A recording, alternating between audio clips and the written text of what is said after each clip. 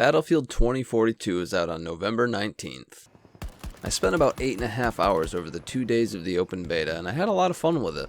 It wasn't perfect. It gets extra jittery when you're in a turret. What is going on? And there were definitely some problems. What the fuck? But at its core, it felt like Battlefield. Today, I'm going to take a few minutes to discuss what I liked, what I didn't, and my hopes for the future of the game. The beta included one map, called Orbital, which included a silo that launched a missile every so often, a big skyscraper with a capture point right on top of it, a bunch of flyable and drivable vehicles, just like you'd expect from any good Battlefield game, and a chance of a tornado forming and adding even more excitement to the chaotic battles. There's a tornado! I'm in the tornado! There was only one game type, which might have been an issue for me if it hadn't been the always classic Conquest. There was a lot that I thought felt right with the beta, but there were some problems, mostly technical, that took away from the experience. What's going on? The optimization was not great. The game is at like 2 frames per second right now. I have no idea what's happening. I've got a 2070 for my GPU, and I had to turn down pretty much everything to hit an almost consistent 60 FPS at 1080p. A lot of other games I can play at 4K without too much of an issue after fiddling with some settings. That was not the case for Battlefield 2042. This is one thing I'm really hoping to see improved by launch. And, of course, since it was a beta, there were plenty of bugs. Bugs, and bugs. What just happened? A hold to skip to deploy, and a few more bugs.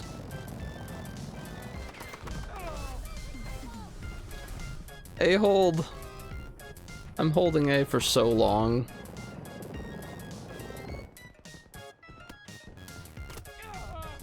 And another bug or two.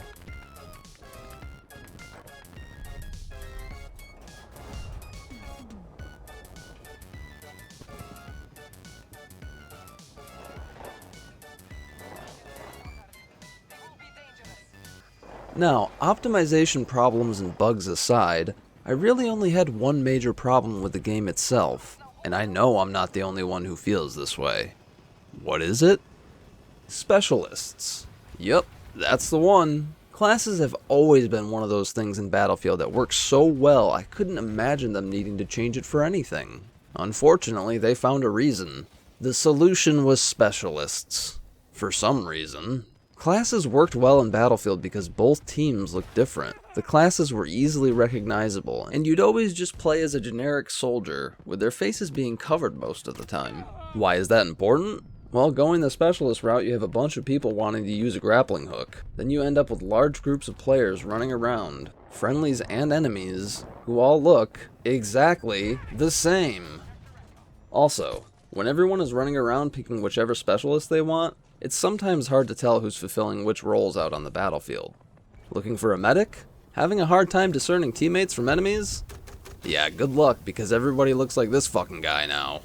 I know that not every single person in every single match is going to want to play as the same specialist, but running around bumping into enemy and friendly clones of yourself is just kind of weird and distracting. It's a problem that exists for no good reason.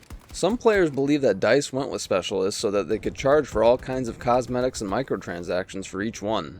I can see that making sense from a business standpoint, but wouldn't it make way more sense to keep the classes and maybe charge for class-specific cosmetics? That way they wouldn't need to reinvent the wheel into a much less appealing octagon. Sure, the specialists have their specialist specialties and traits, but there's no reason why those couldn't be attached to certain classes.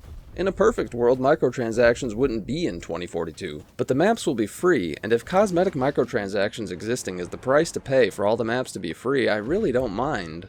So yeah, I would like to see the specialist system change back to the class system. Do I expect it to happen?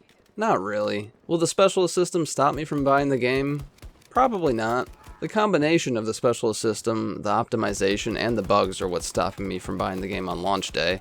If it were any one, or maybe even two of those things, I'd probably pick it up just based on how much fun I had in the beta, but with all that in the mix, I think I'd rather see how the launch goes first. And yes, I know the beta was an older build.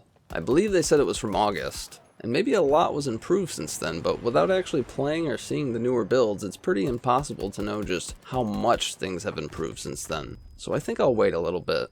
Okay, one more specialist rant before I move over to the more positive stuff. They just announced the other 5 specialists that'll be in the game at launch while I was making this, and 2 of them have abilities that let them see enemies through walls, which really just seems like a balancing nightmare. At the end of the day, no matter how they're implemented, specialists will seem weird to me in a game like this. On a much smaller scale with games like Rainbow Six Siege or Overwatch, you're not playing with over 100 players at a time. You don't have a chance of running into 12 copies of yourself while moving with your team to secure an objective. Specialists make sense in those kinds of games. In Battlefield 2042, at launch, you will have 10 specialists to choose from, in matches with over 120 players. They will all have the same 10 specialists to choose from, who all look the same on each team.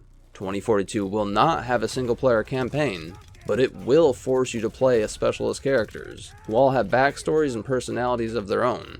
There's no chance I'm going to care about these characters in a multiplayer-only game, especially when there are several of them running around the match at a time. If these were generic soldiers, you could just go, oh look, it's another soldier. But instead we will now have situations like, oh look, it's Webster McKay again. I killed him 12 times this match, and look, he brought his friends, Webster McKay and Webster McKay. Alright, teammate Webster McKay, let's go get the other Webster McKays.